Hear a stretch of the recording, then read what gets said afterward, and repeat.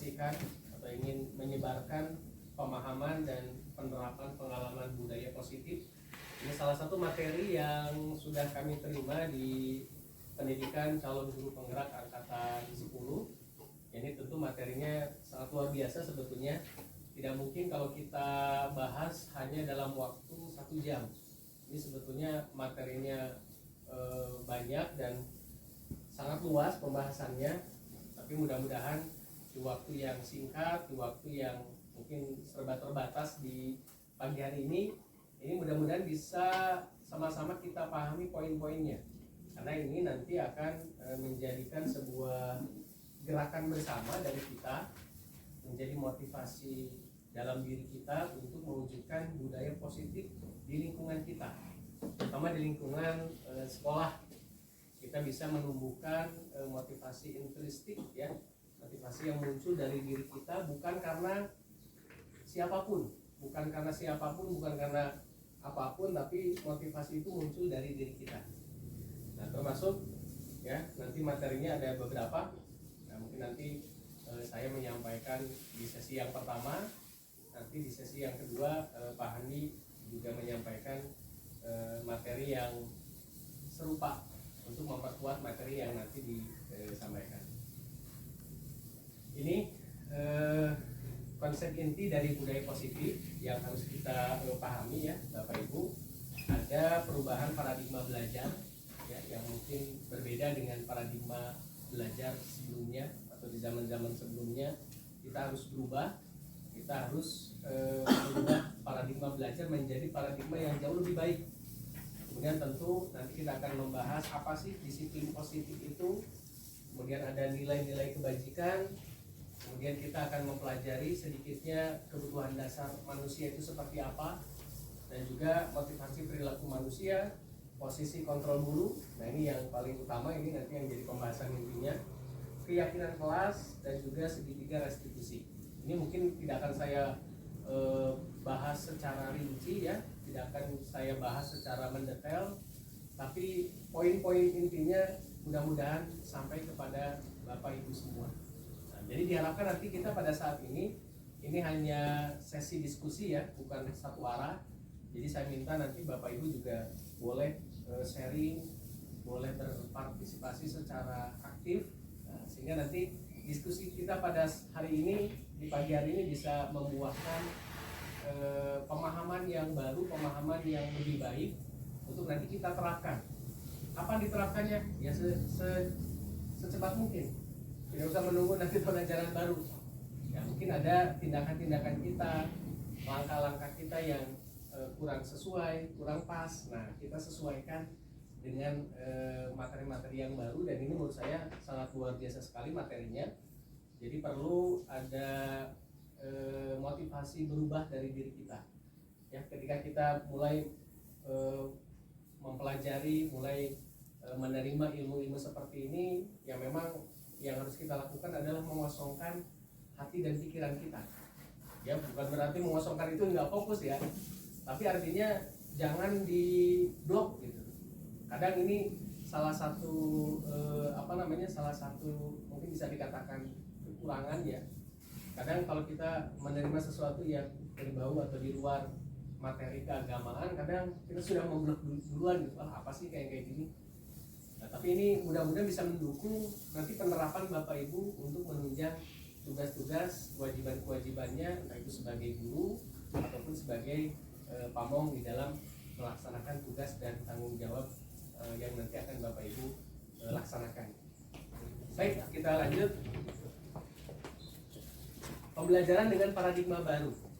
Pembelajaran dengan paradigma baru ini merupakan pembelajaran yang dirancang berdasarkan prinsip pembelajaran berdiferensiasi, sehingga para peserta didik belajar sesuai dengan kebutuhannya berdasarkan tahap perkembangan sesuai teori psikologi modern untuk mewujudkan profil pelajar Pancasila. Ini perubahan paradigma belajar yang saat ini yang digaungkan oleh Bapak Menteri kita, Menteri Pendidikan.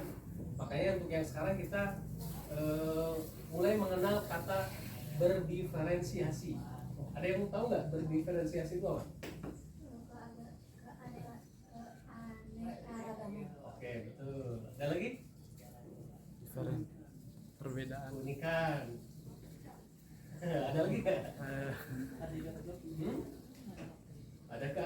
keanekaragaman, keunikan, kemudian secara menyeluruh ini berdiferensiasi, sehingga Pak Menteri yang sekarang ini mencanangkan kurikulum merdeka. Merdeka ini dalam arti yang luas ya, tapi jangan disampaikan atau jangan dipahami merdeka ini bebas tanpa aturan, bebas mau bagaimana saja, bukan ya. Makanya ada kurikulum merdeka, sehingga kita memfasilitasi belajar anak, entah itu di kelas, entah itu di sekolah, sesuai dengan kebutuhan dan karakteristik mereka. Itu yang namanya pembelajaran berdiferensiasi. Nah, paradigma ini yang harus kita rubah menjadi seperti itu sekarang. Kalau dulu kan sesuai dengan targetan. Ya, ibaratnya kalau sebuah gambaran itu anak-anak kita itu misalkan dengan kemampuan yang beraneka ragam, tapi kita paksakan dengan tujuan yang sama, ya tentu tidak akan bisa semuanya tercapai. Seperti ikan mungkin jagonya berenang, tapi kalau ayam disuruh berenang, ya tidak akan kuat, tidak akan mampu. Gambarannya seperti itu. Nah, ini juga kita bisa berupaya ya mendampingi anak-anak kita, memberikan pembelajaran kepada mereka sesuai dengan keanekaragaman, sesuai dengan karakteristik mereka. Termasuk kalau untuk Bapak Ibu Pamong ketika menangani mereka, ini tidak bisa disamakan. Ya, nanti ada namanya istilahnya posisi kontrol yang harus kita tempatkan. Nah, ini juga mungkin menjadi refleksi, menjadi menjadi sebuah renungan barangkali ya, untuk introspeksi diri kita. Kita ketika menangani anak itu, posisi kontrol kita sebagai apa nih? Karena nanti posisi kontrol itu akan menentukan. Tidak semua apa yang kita lakukan, walaupun tujuannya baik, itu hasilnya tidak semua akan baik. Ya, maka ini sangat penting untuk kita pelajari, untuk kita sama-sama ikuti, sehingga nanti penerapannya paling tidak kita akan ke arah yang lebih baik. Dan tentu pembelajaran ini untuk mewujudkan profil pelajar Pancasila seperti yang kemarin ya, ada 6 dimensi, ada beriman dan bertakwa kepada Allah, kemudian berkebinekaan global, gotong royong, kreatif, bernalar kritis, mandiri. Ini kalau kita masukkan di dalam visi itu, visi kita sudah mencakup semuanya sebetulnya ya. Hanya seperti kemarin yang saya sampaikan, mungkin untuk visi harus kita buat kalimat yang lebih ringkas ya dan mudah kita ingat.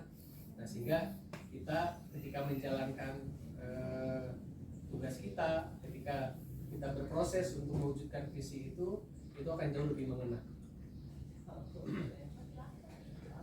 Nah, dalam perubahan paradigma ini ada sebuah kegiatan. Ada berapa orang ini? Wah, ganjil ya. Saya kasih contoh nih dua, Pak Latif sama Pak siapa? Vicky. Pak Vicky, Pak Vicky. Ya. Sekarang saya minta simulasi deh. Boleh berdiri Pak Latif sama Pak Vicky?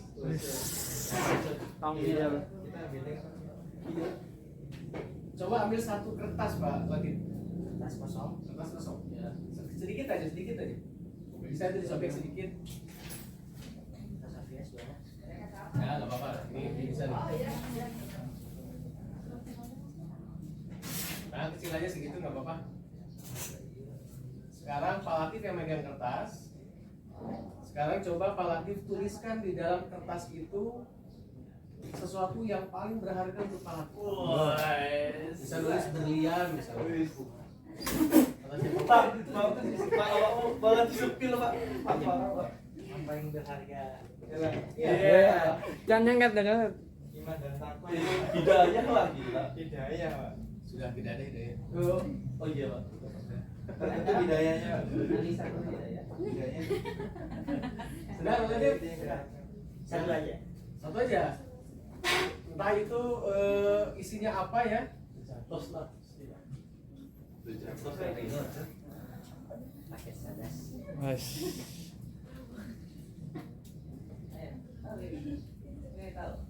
Nanti beda, Pak. Yang berharga, Pak. Ya. Kemudian yang sudah ditulis tadi kertas, coba Pak Latif lipat dan genggam di kepalan tangan Pak Latif. Nah, sekarang Pak Pak Vicky coba Tebak. digenggam ya Pak Latif ya, digenggam kuat-kuatnya jangan sampai lepas.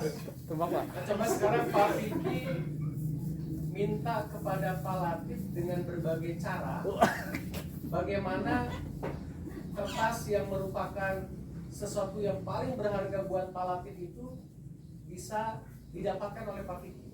Caranya bebas, bisa dibujuk dengan baik-baik, bisa diancam, atau mungkin diharai, atau disuap misalnya, dirayu untuk bisa mendapatkan isi dari apa yang sudah didapatkan dikepalkan oleh Pak Latif. Coba, dicoba Pak.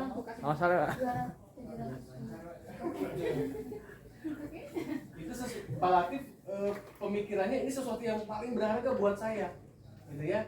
Kira-kira kalau ada orang yang minta dengan cara yang baik, minta dengan cara memaksa, mau dikasih nggak? Nah, Pak Vicky pikirannya gimana caranya bisa mengambil apa yang menurut Pak Latif itu paling berharga di diri Pak Latif. Oh, coba. Nah, Bapak sih Pak. Ya, Pak. Ada tulisnya Pak. Beginilah Pak. Oke, coba. Biasa. Ditambah deh 2 kali lipat. 700 miliar. Berkali-kali lipat pun sebenarnya.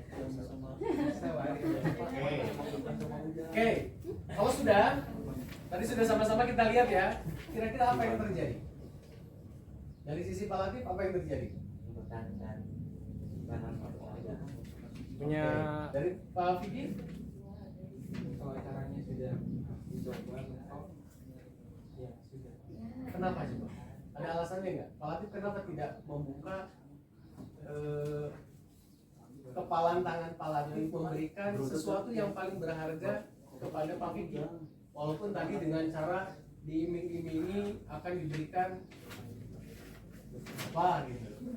Apa? Karena ini kan berharga buat saya sendiri Pak, tidak untuk orang lain. Biasa seperti yang memenangkan atau yang Oke. Kalau dari sisi Pak Vicky, kira-kira gimana Pak Vicky? Merebut, istilahnya merebut sesuatu yang penting buat orang lain. Jadi misalnya dipaksa juga walaupun nggak tahu ya, bagi saya itu penting apa enggak Pak? istri orang Pak penting Pak. Enggak, belum tentu tahu isinya. Kan tadi kalimat garis bawah Pak Latif kan penting buat Pak Latif. Dan Pak Vicky merasakan susah apa tidak? Susah Pak. Sulit sekali kan ya? Sekali Pak. Udah diiming-iming geprek nggak mau. Nah berarti yang bisa mengontrol diri kita bisa memberikan itu atau tidak itu siapa? Diri kita sendiri. Kita sendiri ya. Itu yang namanya kontrol diri itu bermunculnya dari diri kita. Kita nggak bisa mengontrol orang lain, gitu ya. Seperti tadi Pak Vicky sudah menyampaikan dengan berbagai macam cara, itu tidak akan bisa dilakukan karena yang mengontrol diri itu adalah diri kita sendiri. Ya, Pak Latif, ya karena sesuatu yang berharga, siapapun akan begitu.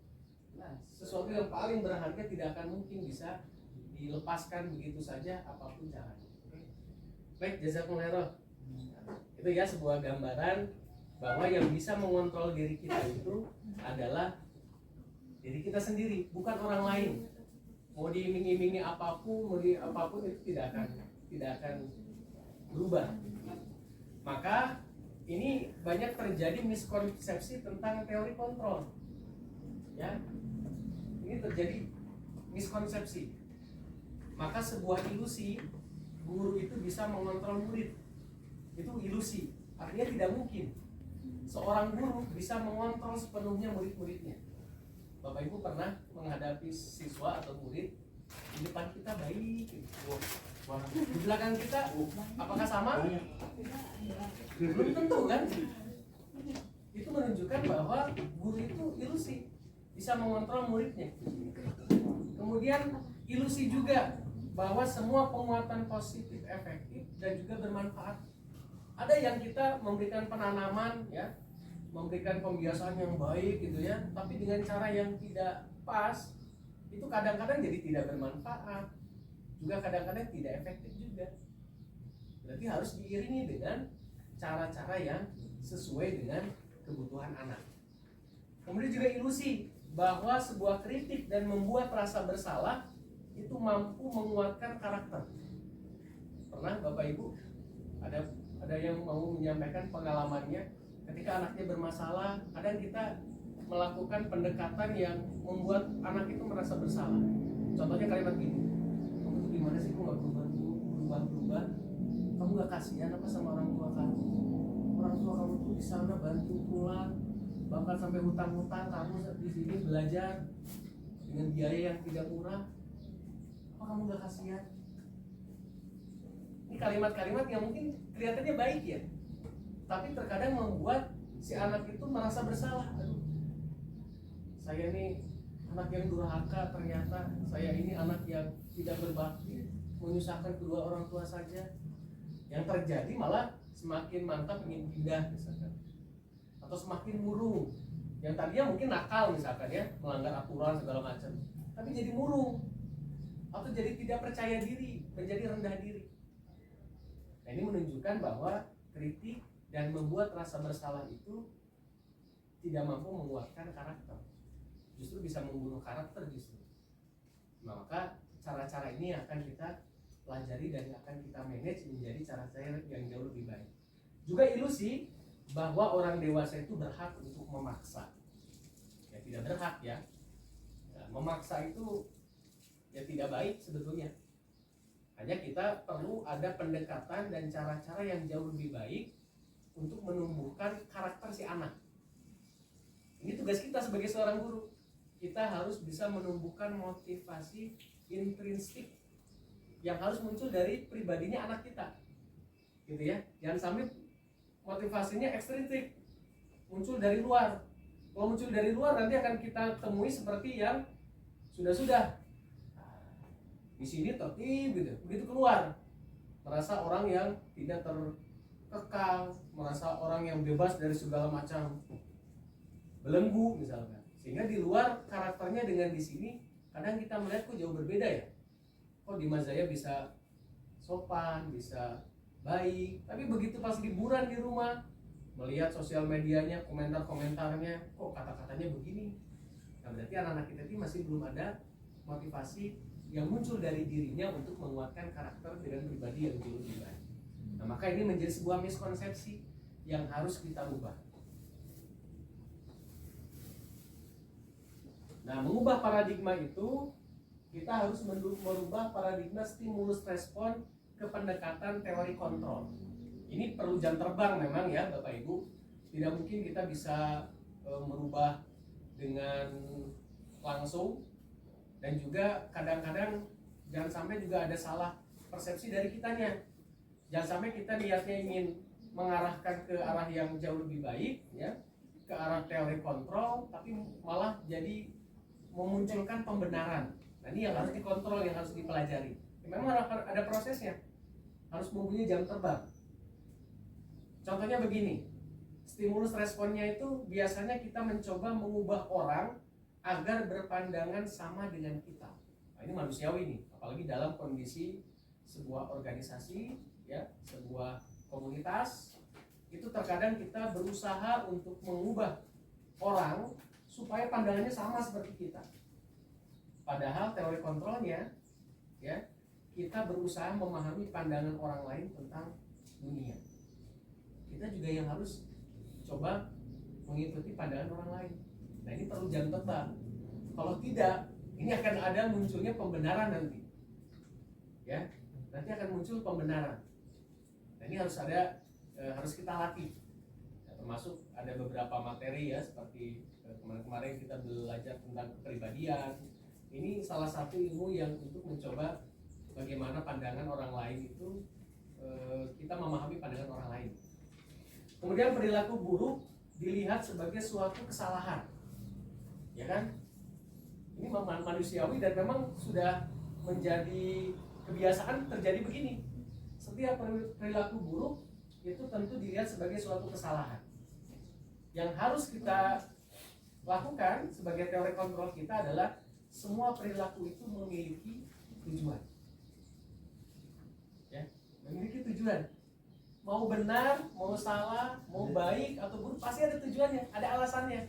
Kenapa sih orang itu mengerjakan ini? Nah, nanti kita belajar tentang kebutuhan manusia. Kebutuhan manusia itu adalah sebuah naluri dari seorang manusia untuk memenuhi kebutuhannya. Kalau ada salah satu yang tidak terpenuhi, pasti ada yang salah. Ya termasuk anak-anak kita ya, pada saat kita merawat mereka, membina mereka, umpama ada sesuatu hal yang mereka kerjakan tidak sesuai, berarti ada 5 kebutuhan dasar manusianya itu yang tidak terpenuhi. Kemudian orang lain bisa mengontrol saya. Seperti tadi yang dipraktekkan, hanya Anda yang bisa mengontrol diri Anda. Kita nggak bisa mengontrol orang lain, tapi kita hanya bisa memberikan stimulus, kita hanya memberikan gambaran kepada mereka, kepada orang lain, sehingga mereka sendiri yang menemukan solusi, menemukan cara di dalam menyelesaikan masalahnya. Nah, pemaksaan ada pada saat bujukan gagal. Ya, pemaksaan ada pada saat bujukan gagal. Teori kontrolnya, kolaborasi dan konsensus itu menciptakan pilihan-pilihan baru. Sehingga tidak bisa kita ya sendirian. Ini harus ada kolaborasi di antara kita semua. Kemudian model berpikir menang kalah. Ya, berarti ada yang benar, ada yang salah, ada yang menang, ada yang kalah. Itu harus dirubah dengan model berpikir menang dan menang. Kalau istilah kita kan untung, menguntungkan. Jadi jangan sampai fokus dengan masalah yang muncul. Kemudian selanjutnya ini adalah disiplin positif ya. Dalam budaya kita yang sudah biasa berjalan, makna kata disiplin itu telah berubah menjadi sesuatu yang dilakukan seseorang pada orang lain untuk mendapatkan kepatuhan. Nah, yang seperti ini cenderung dalam kata disiplin itu ada ketidaknyamanan. Yang seperti ini ya, disiplin yang seperti ini yang dituntut harus begini, itu cenderung akan muncul ketidaknyamanan, akan muncul keterpaksaan.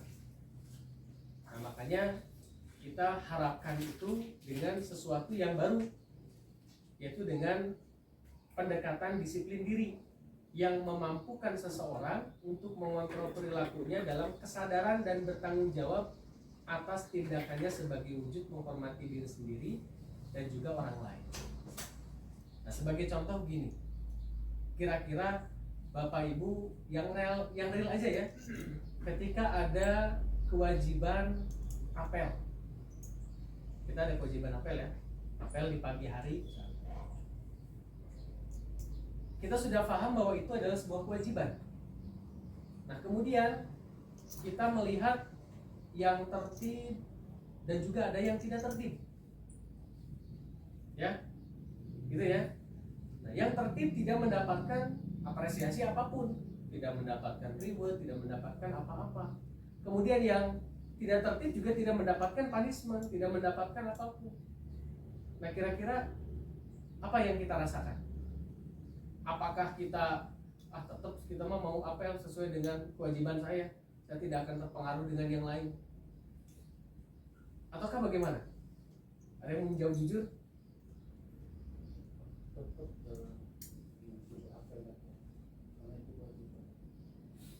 Oke, bagus ya. Ada yang lain? Boleh jujur, nggak apa-apa. Misalkan, saya nggak seneng Pak, saya kalau kayak gitu jadi malas apel. Saya jadi malas ngapain apel? Misalkan gitu. Ada yang kayak gitu? Nah, ini yang dimaksud dengan tadi. Kalau yang sebelah kiri itu cenderung dengan keterpaksaan, karena kita dituntut untuk patuh dengan menjalankan aturan. Jadi yang terjadi ada ketidaknyamanan. Nah, yang harus ditumbuhkan itu adalah kita supaya bisa mengontrol diri kita sendiri untuk memunculkan perilaku kesadaran dan juga bertanggung jawab kepada siapa? Kepada diri sendiri, kepada orang lain. Itu yang kita harapkan dengan disiplin positif ini. Kalau disiplin positif yang sebelumnya itu cenderung ada keterpaksaan tadi. Nah, ini ciri-cirinya seperti tadi. Nah, misalkan nih, kalau ada kepala sekolah aktif, ya kan, begitu aturan, misalkan. Tapi begitu udah tidak ada, wah seenaknya sendiri. Itu termasuk. Berarti itu masih belum bisa disiplin. Karena disiplin itu yang harus kita wujudkan itu adalah muncul dari diri sendiri. Jangan karena yang lain, jangan karena faktor eksternal. Itu diri kita saja begitu coba. Anak pun harus kita posisikan sama seperti itu, dan itu tugas kita Bapak Ibu. Bagaimana si anak ini ketika menjalankan disiplin itu muncul dari dirinya sendiri, bukan dari faktor eksternal, ya. Nah, sebagai pendidik, tujuan kita adalah menuntun murid untuk memiliki disiplin diri, sehingga mereka bisa berperilaku yang mengacu pada nilai-nilai kebajikan universal dan memiliki motivasi intrinsik, bukan ekstrinsik, gitu ya. Acuannya adalah nilai-nilai kebajikan universal. Ini harus dimiliki oleh setiap anak. Ada yang tahu nilai-nilai kebajikan itu apa aja? Yang menurut Bapak Ibu nilai-nilai kebajikan itu yang seperti apa? Peduli, peduli pada sesama. Ada lagi? Sopan, Menghormati. jujur, menghormati. Apa lagi? Menghargai. Taat dengan ibadah, menyayangi ada yang menyayangi kepada siapapun, mau kepada yang lebih tua, kepada yang lebih muda. Itu adalah nilai-nilai kebajikan universal. Nanti kita bahas. Nah, ini yang tadi saya sampaikan, nilai-nilai kebajikan universal. Apa sih nilai-nilai kebajikan itu? Yaitu nilai yang disepakati bersama, lepas dari suku, bangsa, ras, agama, bahasa maupun latar belakangnya. Oleh siapapun itu dipandang sebuah kebaikan gitu. Itu namanya nilai-nilai kebajikan universal, yang semuanya sepakat bahwa poin-poin itu adalah sebuah kebaikan. Contoh di sini saya memunculkan 3 poin ya. Ada yang dari profil pelajar Pancasila, ada dari program PYP, ada juga dari keterampilan hidup. Ini semuanya adalah bentuk dari nilai-nilai kebajikan universal. Ada beriman kepada Allah, ya, beriman dan bertakwa, berakhlak mulia, berkebinekaan global, gotong royong, mandiri, kreatif, benar kritis, ada toleransi, rasa hormat, ya, mandiri, menghargai, antusias, empati, keingintahuan, kreatif, kerjasama, dapat dipercaya, lurus hati. Itu semua adalah nilai-nilai kebajikan universal. Nah, anak-anak kita harus mengacu ke sana. Ya, termasuk nanti di depannya pada saat kita nanti mengajak anak-anak kita untuk membuat keyakinan kelas atau keyakinan sekolah. Itu juga acuannya harus ke nilai-nilai kebajikan universal. Karena kita melibatkan mereka, misalkan Bapak Ibu membuat keyakinan kelas pada saat sebelum memulai pembelajaran. Yuk kita buat keyakinannya dulu, kita buat kesepakatan kelas misalkan. Itu acuannya harus ke sini. Jangan sampai di luar ini seperti Pak, kayaknya enak deh di kelas ngaji kita sambil merokok. Walaupun itu kesepakatan bersama, tapi tidak sesuai dengan nilai-nilai kebajikan, itu nggak bisa, gitu ya. Karena kan kalau misalkan Bapak Ibu yang di akademik itu mengalami hal itu. Pada saat kita membuat kesepakatan kelas yang nantinya akan kita jadikan sebagai keyakinan kelas, anak itu kan beraneka ragam tuh, memunculkan Pak kayaknya enak deh. Kalau kita belajar sampai gini Pak, sampai gini Pak, sampai gini Pak, ya kan? Tapi acuannya harus ke sini. Jangan sampai nanti hal-hal yang bukan kebaikan disepakati. Tapi biasanya tidak mungkin ya, karena pada saat dia menyepakati sesuatu kan kepalanya banyak. Biasanya hal-hal yang demikian tadi akan terkikis dengan sendirinya sebetulnya, dengan kesepakatan nanti yang dibangun. Nah, ini yang disebut dengan nilai-nilai kebajikan. Sekarang kita masuk ke kebutuhan dasar manusia. Manusia itu pada dasarnya punya kebutuhan yang akan selalu didapatkan sesuai dengan keinginannya. Ya, karena kebutuhan itu akan terus dikejar. Ya, seluruh tindakan yang kita lakukan ini pasti memiliki tujuan tertentu. Dan semua usaha terbaik yang kita lakukan adalah dalam rangka agar kebutuhan dasar kita ini terpenuhi dengan baik. Ada yang mungkin sampai nyeleweng gitu ya, bertindak dengan sesuatu hal yang tidak baik, itu kan juga untuk memenuhi kebutuhannya, kan? Ada yang sampai ngerampok, ada yang sampai ngebegal, ya di Lampung banyak kayak. Iya Pak, itu salah satunya Pak. Begal terus. Itu pasti akan Geng begal. pasti akan dia lakukan untuk mewujudkan kebutuhannya. Apa saja sih kebutuhan dasar manusia itu? Menurut Dr. William Glasser, ada 5 kebutuhan dasar manusia. Yang pertama itu Emil itu, Pak. Yang pertama itu adalah bertahan hidup. Ya, bertahan hidup. Di antaranya di dalamnya ada kebutuhan fisiologis, ya, itu ya kesehatannya, rumah, makanan atau biologisnya, itu adalah kebutuhan bertahan hidup. Orang ini kalau untuk kebutuhan bertahan hidupnya tidak sesuai, artinya ada kendala, ini pasti akan ada sesuatu yang salah.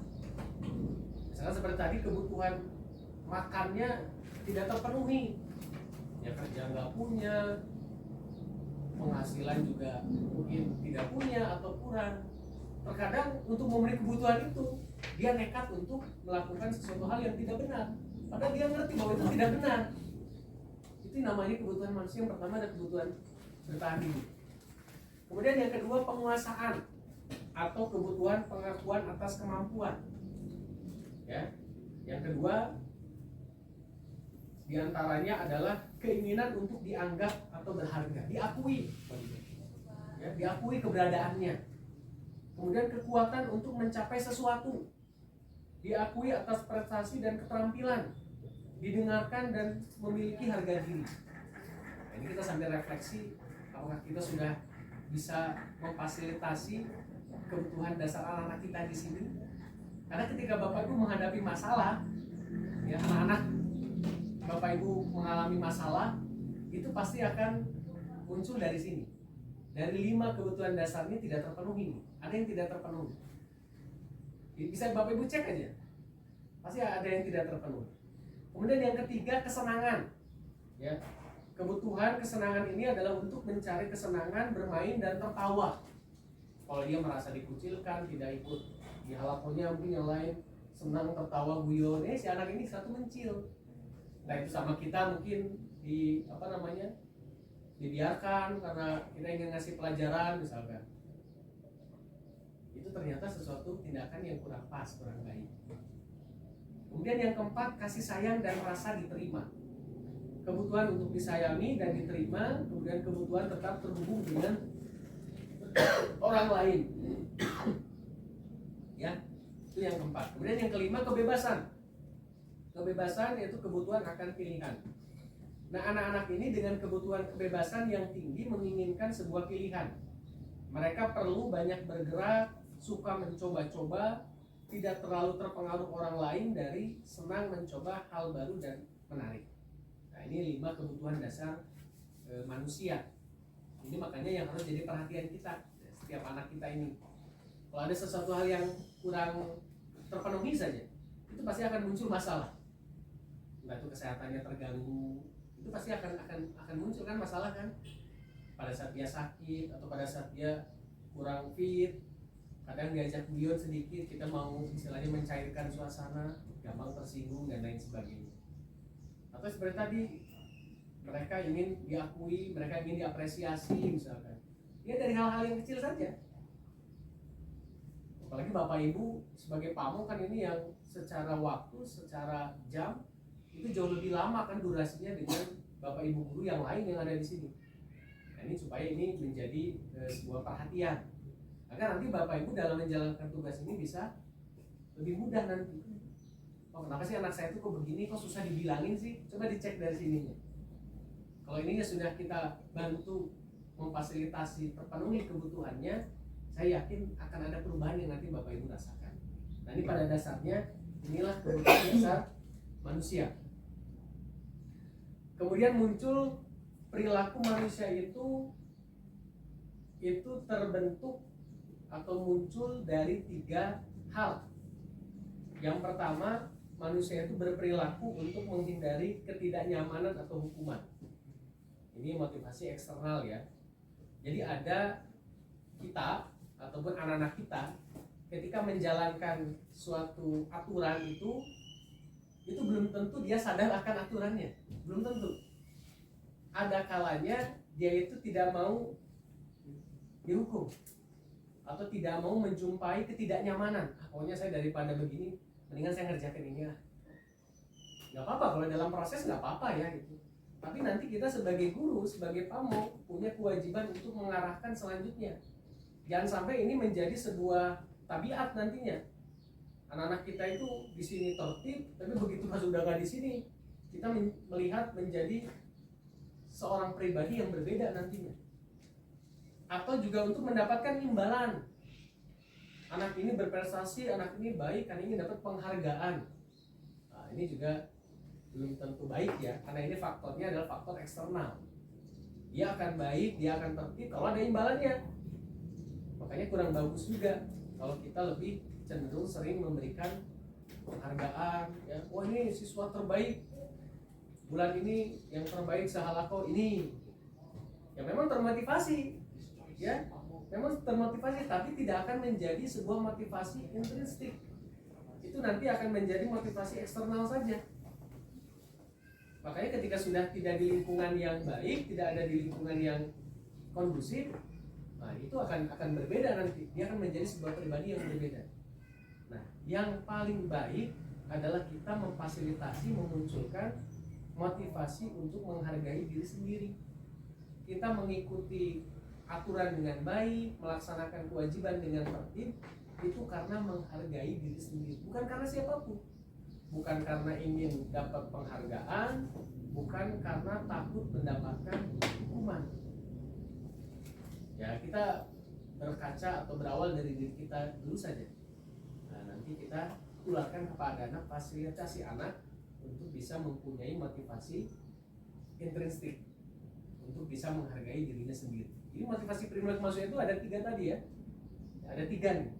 Jadi kita kalau melihat anak-anak sudah tertib, sudah mengikuti aturan, ini juga harus sambil kita cross check. Prosesnya sudah bagus berarti itu. Nah, tinggal kita arahkan, kita kuatkan agar itu bisa menjadi motivasi dari dalam diri anak itu sendiri. Kenapa harus motivasi internal? Ya, motivasi internal itu untuk menciptakan disiplin positif dan sikap merdeka. Jadi tidak akan ada paksaan tuh kalau sudah muncul dari diri sendiri. Dia sudah punya karakter berarti. Ya, sesuai dengan visi kita kan. Menjadi lembaga, menjadi lembaga yang unggul dan mempunyai pribadi yang berkarakter Islami. Nah, sehingga menjadi sebuah sikap merdeka nantinya. Artinya tidak ada keterpaksaan, dan itu akan muncul dari diri kita sendiri. Seperti menurut Ki Hajar Dewantara, merdeka itu artinya tidak hanya terlepas dari perintah, akan tetapi juga cakap buat memerintah diri sendiri. Itu namanya merdeka. Jadi bukan bebas ya, mereka itu bukan bebas. Kalau bebas ya tidak merasa banyak aturan, tapi dirinya tidak bisa mengerjakan nilai-nilai kebaikan, itu bukan merdeka. Yang disebut merdeka itu dia tidak terkekang, dia lepas dari berbagai macam perintah, tapi dia juga bisa memerintah diri sendiri untuk mengerjakan nilai-nilai kebaikan tadi. Jadi tanpa harus ada datang tepat waktu, tulisan slogan-slogan, dia sudah bisa. Karena dia sudah bisa menuntun dirinya sendiri, memerintah dirinya sendiri untuk mengerjakan nilai-nilai kebaikan. Itu yang disebut dengan merdeka.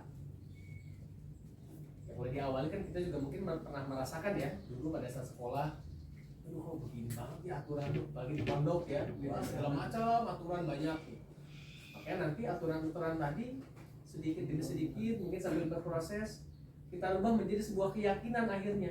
Jangan jadi aturan lagi, menjadi sebuah keyakinan sekolah yang lebih luas, sehingga semuanya itu punya inisiatif ya, punya motivasi internal yang baik untuk menggerakkan dirinya sendiri dan menumbuhkan sikap yang merdeka.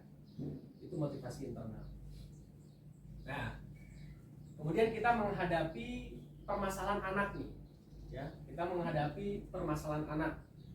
Ini yang paling familiar di kita yang paling familiar istilah-istilahnya yang sudah sedikit banyaknya kita ketahui, itu ada yang namanya hukuman, kemudian konsekuensi, kemudian yang terbaru, sebetulnya bukan terbaru ya, mungkin kita hanya baru mengenal istilahnya, itu adalah restitusi. Ini ada perbedaannya antara hukuman, konsekuensi, dan juga restitusi. Kalau hukuman itu sifatnya tidak terencana tiba-tiba, itu namanya hukuman. Contohnya seperti apa? Lihat anak misalkan jalan nggak pakai sendal, sini, kamu kenapa pakai sendal? Pusat. Nah itu hukuman namanya, gitu ya. Tidak terencana, anak tidak dilibatkan. Tiba-tiba saya melanggar aturan, saya punya masalah, terus kemudian guru atau pamong memberikan sesuatu yang tiba-tiba, karena tidak pakai sendal tiba-tiba push up gitu. Itu sebagai hukuman, itu namanya hukuman. Kemudian murid tidak tahu apa yang akan terjadi, tidak ada kesepakatan sebelumnya, tidak ada pembahasan sebelumnya. Kalau saya tidak pakai sendal, saya harus begini. Kalau itu kan berarti maksudnya ke kesepakatan kan, mereka tahu sebelumnya. Tapi kalau hukuman kayak tadi, guru melihat anak bermasalah, dia tegur oleh guru, langsung diberikan hukuman. Nah, itu namanya hukuman. Kemudian bersifat satu arah, tidak ada dialog. Ya seperti tadi, tiba-tiba pusat 10, pusat 20. Nah, ini sempat terjadi ya. Kalau saya ingat dengan yang dulu-dulu sempat terjadi kayak gitu. Kemudian yang selanjutnya, hukuman itu berupa hukuman fisik ataupun psikis. Ya. Bisa berupa fisik, ya seperti tadi pusat, atau psikis, diomelin. Kamu aja nggak berubah-ubah. Kamu memang di kelas kayak gini, di sini kayak gini, hafalan nggak nambah-nambah. Nah, itu hukuman itu namanya. Apakah dengan Bapak Ibu memberikan itu menjadi lebih baik, anak berubah? Kira-kira berubah apa tidak? Nah, nanti ada jawabannya di belakang ya. Belum tentu berubah, dan umpama berubah, itu akan kembali seperti tadi yang kita bahas.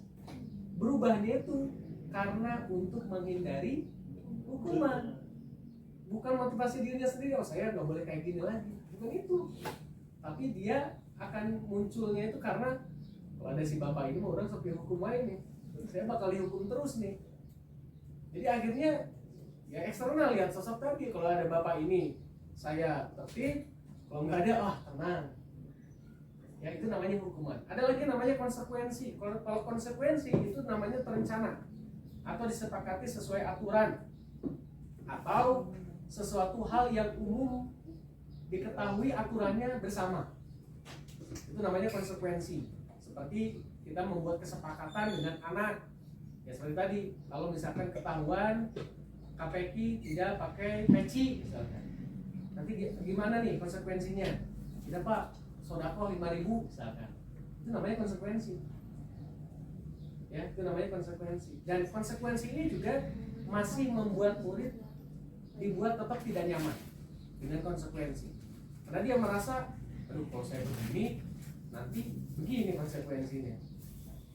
Masih ada ketidaknyamanan yang muncul dari murid itu sendiri. Dan yang terjadi, seorang guru juga akan selalu memonitor murid. Bener nggak nih anak-anak saya? Terus saya jadi pantau si anak-anaknya.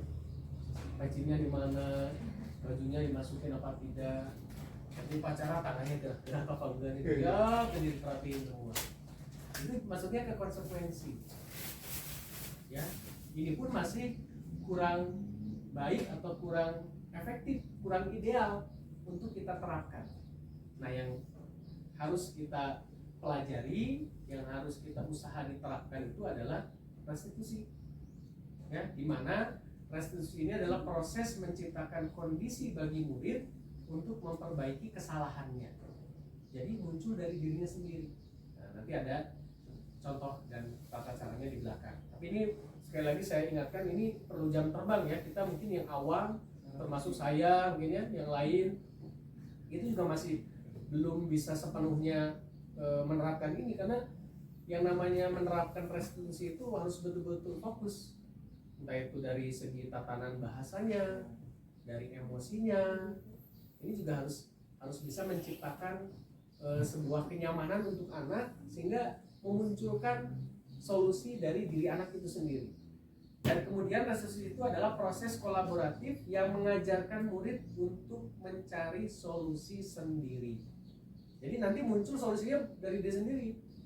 Bukan tidak pakai sendal jatuhnya harus push up gitu. Ya. Bukan begitu. Atau tidak pakai peci jadi harus sedekah 5.000. Bukan seperti itu, tapi nanti ada solusi yang muncul dari diri si anak yang bermasalah tadi. Oke? Nah, sekarang kita masuk ke posisi kontrol guru. Ya. Nah, ini apa namanya? Hal yang harus kita perhatikan nih. Karena ini kaitannya dengan nanti perubahan anak nih. Saya yakin Bapak Ibu juga mungkin pernah menerapkan berbagai macam posisi. Kadang kita jadi sebagai ini. Dari 5 posisi kontrol guru ini yang paling ideal, yang paling baik, yang paling bermanfaat itu yang seperti apa? Ya, di sini ada sebagai penghukum. Kalau penghukum itu kayak tadi, dicarekan ya budak teh, diomelin kerjanya anak tuh, salah diomelin, disalahin, dikasih kafaro, dikit-dikit kafaro, itu penghukum. Ada yang membuat rasa bersalah. Kalau membuat rasa bersalah ngomongnya halus, tapi si anak tuh jadi sedih gitu loh. Misalnya seperti tadi, kamu tuh nggak kasihan sama orang tua kamu, gimana kamu nggak berubah? Tapi gimana coba orang tua kamu sampai hutang-hutang segala macam dikeluarkan. Ya, atau sebagai teman. Nah, ini ada sebagai teman nih. Ada sebagai pemantau juga. Kalau pemantau kayak tadi sudah bikin apa namanya? Ini pemantau ini taat aturan ya. Seorang guru yang taat aturan, taat tertib, kemudian disosialisasikan juga kepada anak aturannya gini. Jadi dia kerjanya mantau, jadi ini si anak tuh. Tinggal monitor terus. Nah, ini kelemahannya nanti ketika si gurunya nggak ada, tidak ada yang mantau, ini anak bisa berperilaku yang berbeda. Karena tadi motivasi orang berperilaku itu kan ada 3 hal tadi ya.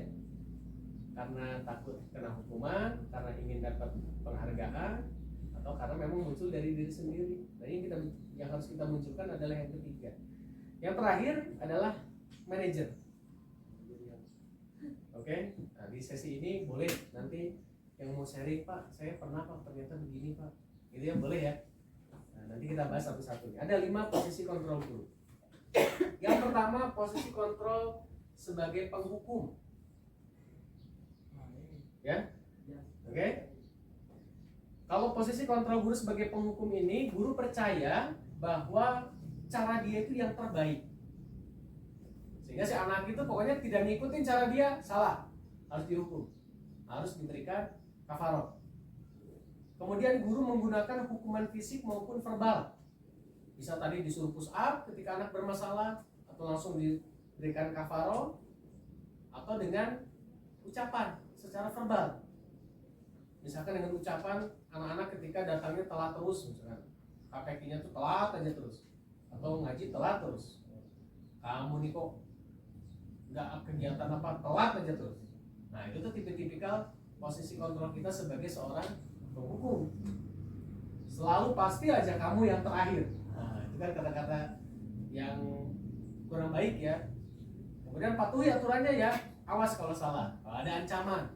Ini ciri-ciri posisi kontrol kita sebagai seorang guru mengambil posisi kontrol seorang penghukum. Kira-kira pernah kita dalam posisi seperti ini? Pernah? Sering?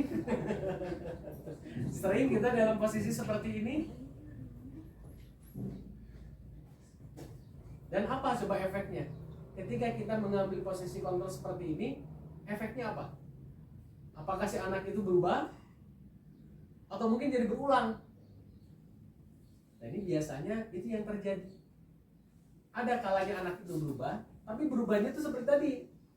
Balik lagi ke motivasi tadi. Berubahnya itu karena tidak mau dapat hukuman. Atau anak jadi kebal. Ayo dia dicarekan.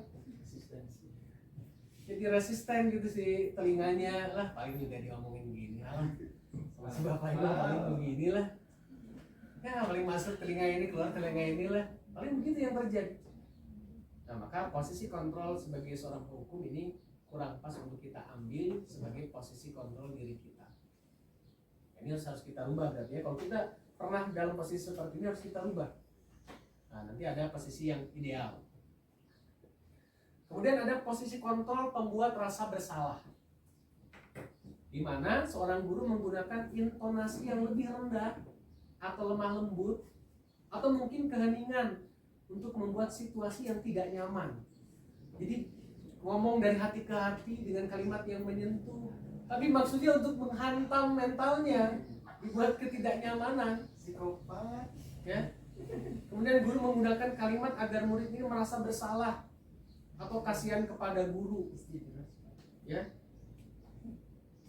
Kamu kenapa sih kok begini terus? Ibu tuh sangat kecewa dan sama kamu kalau kamu begini. Ya kan ngomongnya halus gitu ya. Tapi si anak itu jadinya sedih gitu. Jadi merasa bersalah. Atau berapa kali ya Bapak harus memberitahu kamu? Kamu kan sudah beberapa kali loh melakukan ini. Harus apa lagi sih Bapak ngomong sama kamu? Bagaimana kalau orang tua kamu tahu atas kesalahanmu? Coba pikirin, kalau orang tua kamu gimana, sedih sob. Orang tua kamu sudah berjuang di rumah begini bekerja, kok kamu gak berubah-ubah? Nah ini yang kalimat-kalimat ini juga kurang pas untuk dilakukan. Posisi kontrol seperti ini juga kurang baik untuk dilakukan. Karena yang terjadi tadi, harapan kita ingin merubah anak jadi lebih baik, harapan kita ingin membuat anak berubah menjadi kuat karakternya, ya tapi yang terjadi justru anak-anak malah tidak termotivasi, turun motivasinya, bahkan mungkin jadi rendah diri jadinya, nggak pede. Saya mau bukan orang yang baik, saya tidak ada kebaikannya sama sekali. Udahlah, daripada orang tua saya kasihan, saya mau pindah aja deh. Ini yang jadi begitu nantinya, daripada saya di sini melanggar terus dan disalah-salahin terus, gitu jadinya. Nah ini kurang pas ya. Nah, kita nanti belajar untuk mengambil posisi kontrol yang lebih baik. Kemudian ada posisi kontrol sebagai teman, ya, di mana guru di sini menggunakan kalimat persuasif dan intonasi nada suara ramah untuk mengontrol murid. Ya layaknya seorang teman ngobrol dengan teman. Guru menggunakan humor dan mempunyai hubungan baik dengan murid. Sering bercanda, humor, kelihatan asik atau so asik. Asik. Ini so asik ya. So asik sih. Kemudian Asik sendiri. itu ada loh. Ada Pak. Waktu saya buat itu keyakinan kelas itu ada muncul jangan so asik sendiri. Ada. Menggunakan kalimat yang positif dan jenaka seperti ayolah belajar demi Bapak. Demi Bapak. Ya sudah, kali ini tidak apa-apa, Ibu maafkan. Nanti bereskan ya. Misalkan begitu. Atau kamu gak kasihan sama Bapak, nanti Bapak ditegur Pak Angga. Waduh.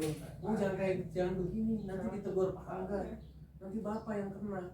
Nanti Bapak yang diperingatkan. Atau Ibu yang diperingatkan. Udah ulang. Itu gak boleh. Salah Pak Angga. Yang penting itu posisi kontrol yang tidak pas. Nanti ya. Belum kenal sudah tahu aibnya. Itu namanya posisi kontrol sebagai teman. Nah, Ya. Itu posisi kontrol sebagai teman itu nggak boleh. Bukan nggak boleh ya, tidak pas, tidak baik. Karena posisi-posisi seperti ini kan sebetulnya bukan pilihan kita boleh yang mana, bukan ya. Ini kadang naluri kita, oh saya gayanya begini. Nah ini yang harus kita rubah. Karena nanti anak itu berubah itu mengikuti aturan, menjalankan nilai-nilai kebajikannya bukan karena motivasi dari dirinya sendiri, tapi karena faktor eksternal seperti tadi. Ya. Jadi nggak cocok ya posisi kontrol sebagai teman. Ada yang pernah kayak gini?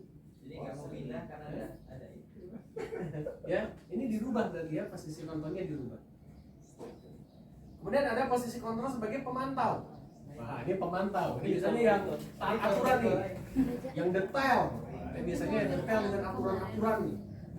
Guru selalu mengawasi murid dan bertindak sesuai pada peraturan sekolah dan konsekuensinya. Kan kemarin beberapa waktu yang lalu ya, dengan Pak Angga sudah membahas tentang kalau ada pelanggaran ringan, pelanggaran sedang, ada pelanggaran berat. Pelanggaran ringan kafalahnya ini, sedang ini, dipantau ya terus. Cik, tinggal lebih kurang. Oh, pelanggarannya mana? Atau dilihatin nih melanggar apa nih. Itu posisi sebagai pemantau. Kemudian biasanya guru seperti ini menggunakan data atau catatan dan perhitungan yang digunakan sebagai bukti atas perilaku seseorang. Ada catatannya. Wah, ini nggak ada, dia telat 10 menit, ini telat 20 menit, hari ini dia nggak pakai peci, terus saja dicatat detail. Nah, kemudian biasanya posisi kontrol sebagai pemantau ini mengingatkan konsekuensi saat terjadi pelanggaran. Kamu tahu nggak aturannya seperti apa? Nah, biasanya gitu. Emang peraturannya seperti apa? Tahu nggak? Atau apa yang telah kamu lakukan? Melanggar nggak kayak gitu? Nah, itu kan posisi-posisi kontrol sebagai pemantau. Konsekuensinya apa ya? Coba kamu sudah melakukan seperti ini, konsekuensinya apa? Seperti tadi kalau sudah dapat bikin kesepakatan, kalau tidak pakai peci di halako sodako 5.000, terus nggak pakai peci. Pendekatannya gitu.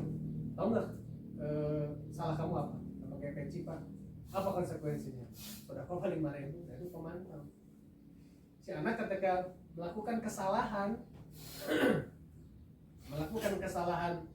tidak pakai peci misalkan, itu kedepannya dia bisa merubah pakai peci, bukan muncul dari diri sendiri, pasti tidak mau dapat hukuman ya, atau mungkin tadi ada penghargaan.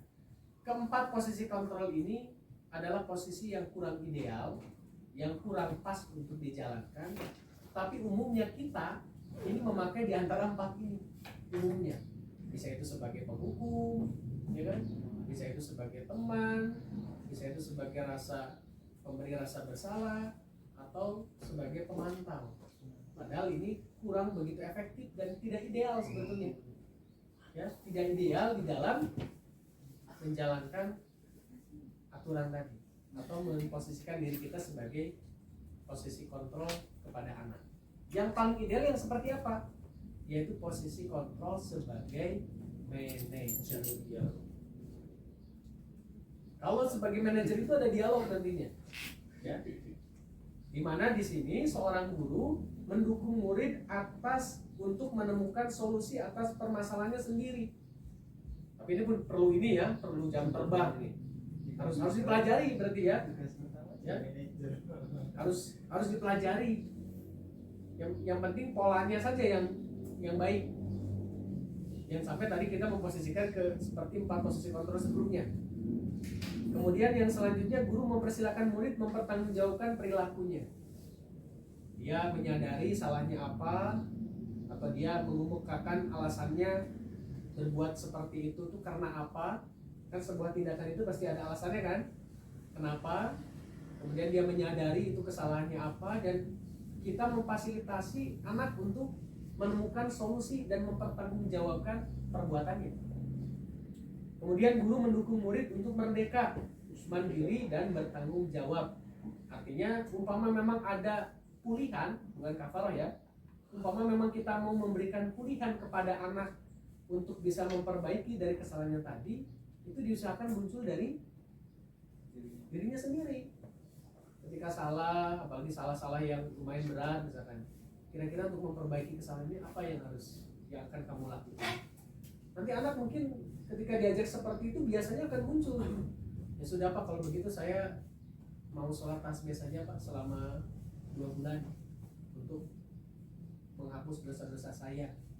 Ini bukan karena siapa-siapa, tapi untuk dirinya sendiri, untuk menghapus dosa-dosanya. Saya mau sholat tasbih saja Pak, saya mau sedekah saja Pak, saya mau saya mau segala macam lah gitu ya.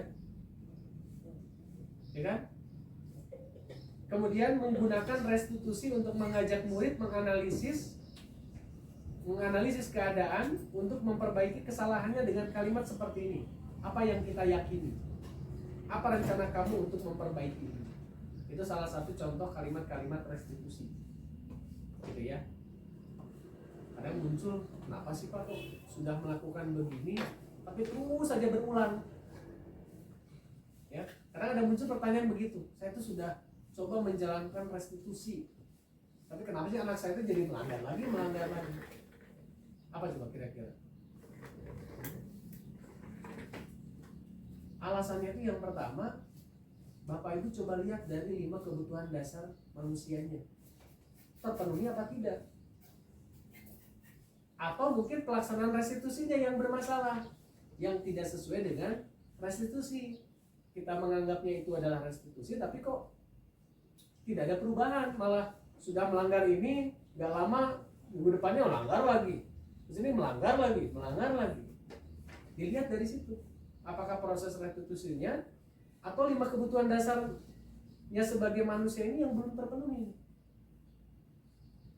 Ya kalau Bapak Ibu lihat kan, setiap anak-anak yang bermasalah kan orang anaknya itu aja, iya kan?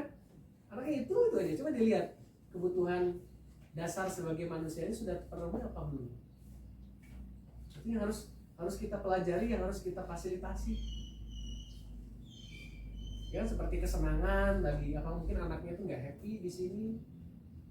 Happy-nya itu seperti apa? Mungkin padahal anak itu kalau misalkan digali, kadang happy-nya itu dengan sesuatu yang sederhana. Tapi karena mungkin kita tidak hadir di situ, terkadang itu menjadi masalah. Nah ini menjadi pelajaran untuk kita ya. Dalam posisi kontrol kita belajar supaya bisa menjadi posisi kontrol sebagai manajer. Nah, nanti mungkin bisa diperkuat nanti pada saat paker ya. Sekarang kita kasih soal deh. Posisi kontrol apakah aku? Saya kecewa sekali sama kamu. Apa ini? Membuat rasa bersalah. Ini ciri-ciri kalimat ya. Ciri-ciri kalimat pembuat rasa bersalah anak itu, kita melontarkan kalimat-kalimat yang membuat anak itu sedih gitu. Jadi kayak merasa itu saya tidak ada harganya, saya memang orang yang kurang baik, orang yang tidak baik. Ini salah satunya. Karena kita kesal gitu ya, karena kita sudah capek, sudah ngurusin mereka, tiba-tiba mereka kok berbuat yang tidak sesuai dengan keinginan kita, sampai kita melontarkan kalimat ini. Ibu kecewa sama kamu, Bapak kecewa sama kamu. Ini tipikal pembuat rasa bersalah. Kalau ini, kamu tidak pernah benar melakukannya. Pemantau atau penghukum? Kamu tidak pernah benar melakukannya. Ini penghukum. Ini penghukum ini. Yang benar menurut cara. Iya. Karena penghukum itu ciri-cirinya itu. Ini yang benar itu menurut dia aja. Apa yang dilakukan oleh anak itu ya salah. Kalau tidak sesuai dengan keinginannya dia, semuanya salah. Nah ini apa rencanamu untuk menyelesaikan ini? Ini apa ini? Ini manajer beliau. Ini ada diskusi ya. Ada diskusi. Manajer. Kemudian ini, ayolah lakukan demi bapak atau ibu ya. Nah ini teman ini. Nah ini teman. Nanti bapak dimarahin sama ini. Nanti bapak dikasih peringatan. Nanti ibu ditegur loh. Kamu nggak kasihin sama ibu. Ini kurang bagus sebetulnya. Nanti kita malah justru mempertebal, menguatkan karakter motivasi anak itu secara ekstrinsik. Artinya kalau nggak ada bapak ibu, anak itu tidak akan bisa dikontrol nanti. Karena jadi ketergantungan. Pokoknya saya melakukan ini karena Bu Hani. Demi Bu Hani. Saya mau begini karena Bu Hani. Saya tidak mau. Ya. Nah, pada yang terakhir, kamu tidak akan mendapatkan nilai jika tidak mengerjakan tugas. Nah, ini apa? Pemantau. Nah, ini kan ada aturan ya. Pemantau itu ciri-cirinya selalu dengan aturan. Lebih mengedepankan aturannya seperti apa, konsekuensinya seperti apa. Kalau kamu tidak akan mendapatkan nilai jika kamu nggak ngerjain tugas. Ini ciri-ciri pemantau. Ini juga ciri-ciri yang kurang baik ya. Ya kita sambil belajar, berupaya agar kita posisi kontrolnya bisa sebagai manajer. Kemudian kita masuk ke keyakinan kelas. Ini sesuatu hal yang harus kita ciptakan, yang bisa kita ciptakan untuk menguatkan karakter anak dalam proses pembelajaran. bisa itu di KPK. Ini bisa, kalau keyakinan itu sifatnya panjang ya, bisa dipakai mungkin selama setahun atau 1 semester, atau boleh juga mungkin setiap pertemuan. Tapi kalau setiap pertemuan ya beak waktunya. Misalkan kita buat 1 semester sekali lah, disegarkan. Yuk keyakinannya apa? Jadi kita tinggal ngangkat itu aja. Ya keyakinan kita apa? Misalkan lagi KPK tidak sahur manu. Nanti kan keyakinannya adalah tertib, menghargai orang lain. Karena belum tentu kita sahur manuk itu orang lain senang. Kitanya aja asik sendiri. Makanya ada so asik, ya kan? Kitanya asik sendiri, happy sendiri ya. Yang lain berisik. Itu kan berarti tidak menghargai orang lain. Kita buat keyakinan itu saling menghargai. Ya termasuk diantaranya berarti tidak seperti. Nah, mengapa tidak peraturan saja? Kita lebih kenal dengan tata tertib kelas, tata tertib sekolah. Kita pernah dengar itu ya. Nah, sekarang ini kita geser, kita rubah paradigmanya, jangan mengacu pada peraturan. Kalau peraturan itu nanti muncul dari satu pihak, tidak banyak keterlibatan dari orang-orang atau warga sekolah. Nah, maka dibuatlah keyakinan kelas. Mengapa harus keyakinan kelas? Perhatikan pertanyaan berikut ini. Mengapa kita memiliki peraturan 3M? Apa 3M itu? Menggunakan masker, mencuci tangan, menjaga jarak pada saat pandemi COVID-19. Buat apa coba?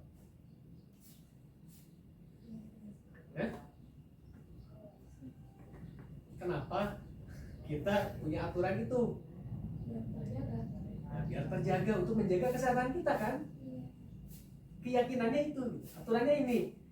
Ya, pakai masker, cuci tangan, jaga jarak. Keyakinannya itu untuk menjaga kesehatan gitu.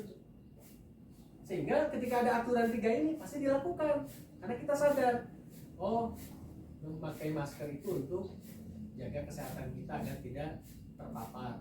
Oh, cuci tangan juga untuk menjaga diri kita, ya.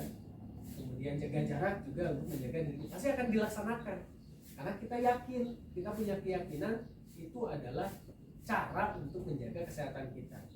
Kemudian ada lagi, mengapa kita memiliki peraturan harus menggunakan helm bila mengendarai kendaraan bermotor? Biar apa?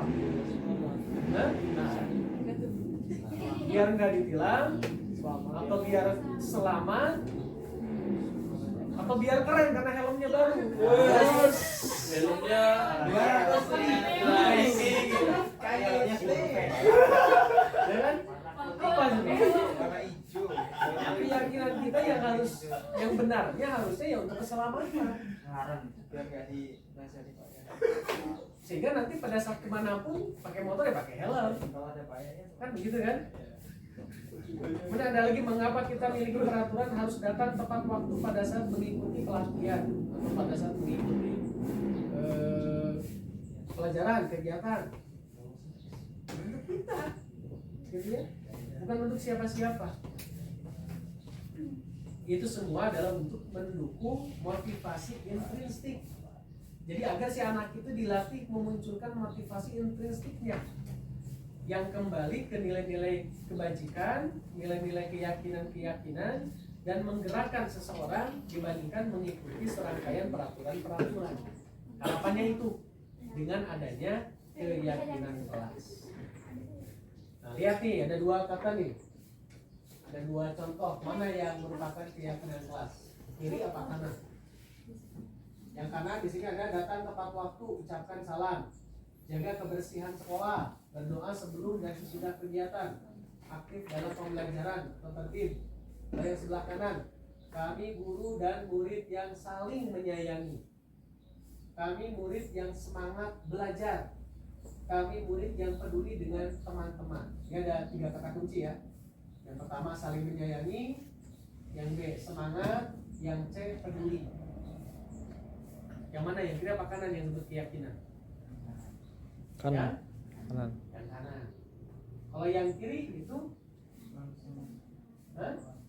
itu aturan atau kesepakatan, gitu ya? Iya.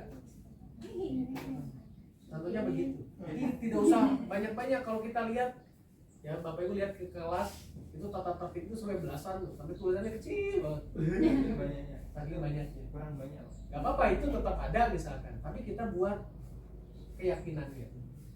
Jadi anak-anak itu termotivasi dari dirinya sendiri, ya. Nah, lalu bagaimana membuat keyakinan kelas? Keyakinan kelas itu lebih abstrak dari peraturan, ya, lebih abstrak. Kemudian berupa pernyataan universal, dibuat dalam bentuk kalimat positif kayak tadi nih. Kami adalah siswa-siswi yang peduli. Itu kan banyak tuh. Itu universal kan? Peduli berarti tidak mengganggu orang lain ketika temannya sedang sakit atau sedang tidak mood, bisa menyesuaikan diri dan lain sebagainya. Sedikit saja agar mudah diingat. Misalkan hanya 4 poin, 3 poin, 5 poin misalkan. Agar semua anak-anak itu bisa mengingat keyakinan kelasnya. Sesuai dengan kondisi kelas dan sekolah agar mudah diterapkan. Kemudian yang terakhir, semua warga kelas sekolah dilibatkan saat membuatnya. Jadi tidak muncul dari guru, tapi semua terlibat dalam pembuatannya. Nah, sekarang kita masuk ke segitiga restitusi. Ini salah satu pendekatan, ya, tindak lanjut dari posisi kontrol kita sebagai seorang manajer.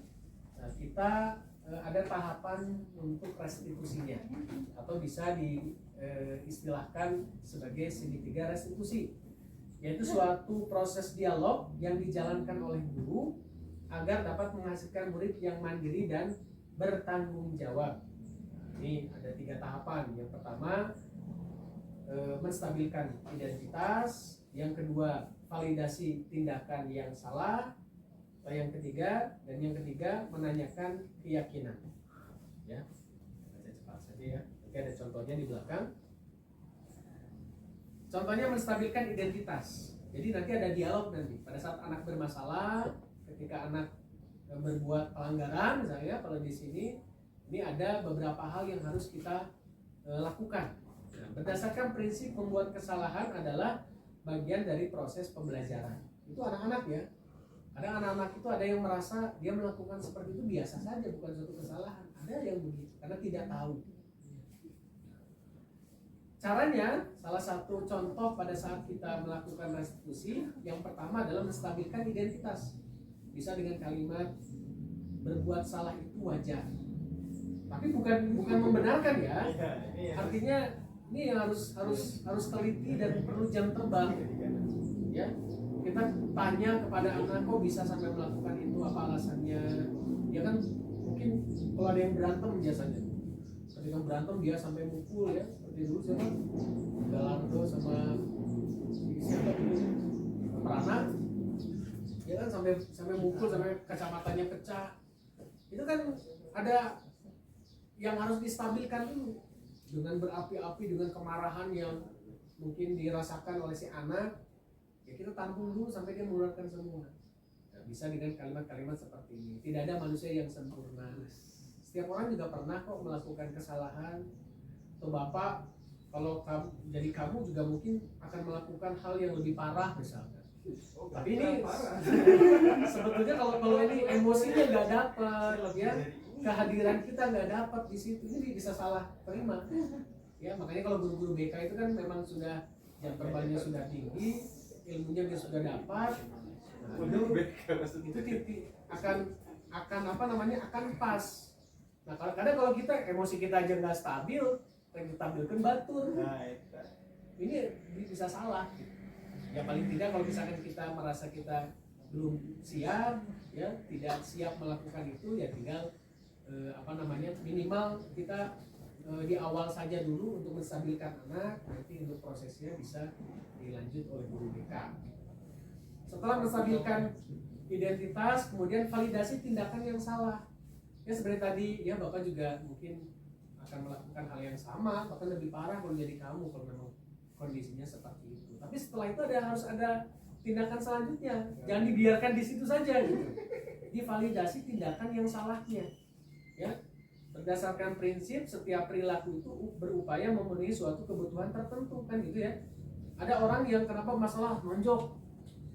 Karena dia merasa ada kebutuhannya yang diganggu tuh. Ada yang diusik. Sehingga dia sampai mukul kan, mempertahankan mempertahankan prinsipnya, mempertahankan dirinya. Nah, dengan kalimat-kalimat contohnya, kamu pasti punya alasan melakukan hal itu. Coba alasannya apa? Padahal kamu bisa melakukan yang lebih buruk ini ya. dan sampai si anak itu sadar bahwa apa yang dia lakukan itu salah. Divalidasi kesalahannya, kamu begitu itu salah loh. Ya, kamu melakukan seperti itu salah. Kemudian yang terakhir, nah, apa tadi ya waktunya? Yang terakhir menanyakan keyakinan. Nah, berdasarkan prinsip teori kontrol, bahwa pada dasarnya kita termotivasi secara intrinsik. Jadi harus dari diri sendiri. Kita tanyakan coba keyakinannya. Nilai keyakinan kelas kita itu apa? Tadi kita sudah buat keyakinan saling menyayangi. Itu kan sebuah keyakinan ya. Kami adalah siswa-siswi yang saling menyayangi antar sesama. Kok kenapa? Katanya saling menyayangi. Kita punya keyakinan saling menyayangi. Kok sampai pukul-pukulan?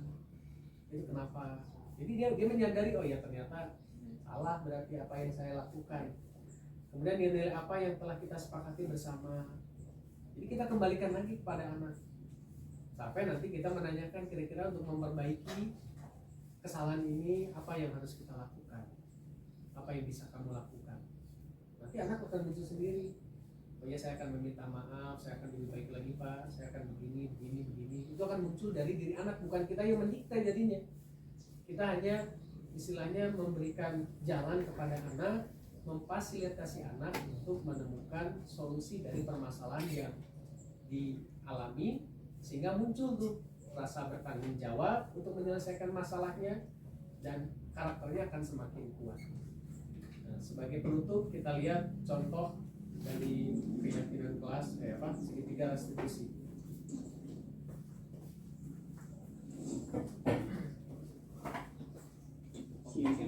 Siang Pak. Sudah lama nggak ketemu Sarah? Kenapa hari ini ada di sini? Kesel Pak, kesel banget. Masa aku dikatain tukang fitnah Pak? Ya aku marah lah. Aku balik ngatain Eka di depan kelas. Kesel banget. Oh begitu. Ya pasti kamu marah dan kesal. Bapak juga akan marah apabila ada yang menuduh Bapak salah. Stabilkan identitas ya. Kemudian pada saat itu kamu melakukan Ya saya langsung ngatain Eka lah Pak. Kesel banget. Saya bentak-bentak dia depan teman-teman lain. Oh begitu. Pasti kamu melakukan seperti itu karena suatu alasan tertentu bukan? Iyalah, masa saya diam saja Pak? Ya saya bela diri lah. Masa saya dituduh tukang fitnah? Ya wajar lah. Mempertahankan harga diri itu sesuatu yang penting buat kamu. Untung kamu tidak bertindak lebih gegabah lagi. Hanya membentak-bentak. Iya Pak. Untung saya masih bersabar dan hanya membentak saja. Sudah gemes padahal. Saya pasti bela diri lah. Ya pasti ya. Tapi kamu memilih untuk tetap bertahan dan bersabar. Kamu memilih untuk tidak berbuat lebih parah lagi bukan? Iya. Nah, sekarang coba kita lihat lagi tindakan kamu yang mentak-mentak Eka di kelas. Tindakan kamu itu kira-kira sesuai dengan keyakinan kelas atau prinsip kamu tidak? Enggak lah Pak. Capek Pak jadi pemarah. Jadi keyakinan atau prinsip mana yang kurang sesuai dengan keinginan kamu? Ya, saya sebenarnya sangat menghargai orang lain. Mungkin saat itu saya menjadi emosi, jadi tidak menunjukkan sikap itu. Kamu meyakini tidak menghargai orang lain itu penting buat kamu? Yakin lah Pak. Iya, setuju. Kita harus saling menghargai. Namun ada juga keyakinan yang kita sepakati yang perlu kita jalankan apabila kita sedang marah, bukan? Ya saya bisa lebih proaktif, mulai dengan diri sendiri. Saya bisa jadi lebih bersabar, mengambil waktu jeda untuk berpikir mau apa selanjutnya. Kira-kira kamu bersedia memperbaiki masalah ini tidak? Bersedia Pak. Kalau kamu memperbaiki masalah ini, kamu akan menjadi orang seperti apa? Saya akan menjadi orang yang bertanggung jawab kali ya Pak. Dan senantiasa proaktif. Iya. Menurut kamu, bagaimana rasanya menjadi orang seperti itu? Ya nyaman lah, bangga bisa bersabar dan menahan diri. Baiklah kalau begitu. Yuk kita pikirkan bagaimana memperbaiki masalah ini.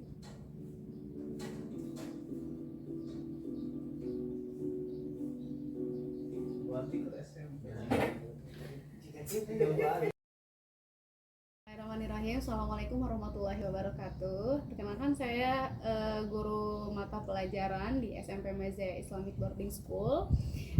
Di sini saya akan menyampaikan apa yang saya dapatkan ketika mendapatkan materi diseminasi positif dari Bapak Ari Firmansyah. Saya menjadi lebih mengerti bagaimana hal-hal positif yang harus dilakukan di lingkungan sekolah dan bagaimana cara menentukan dan juga menerapkan budaya positif. Selain itu, banyak hal yang saya dapatkan mengenai kesepakatan sekolah dan juga di kelas. Assalamualaikum warahmatullahi wabarakatuh. Perkenalkan, saya Handi Mukti, guru bahasa Inggris. Saya di sini ingin menyampaikan testimoni mengenai diseminasi yang dilakukan oleh Pak Arif mengenai budaya positif. Alhamdulillah, setelah mengikuti pemaparan beliau, saya jadi lebih memahami bagaimana caranya kita membuat keyakinan kelas dengan anak-anak dan juga menumbuhkan budaya-budaya positif yang akan dilaksanakan di sekolah.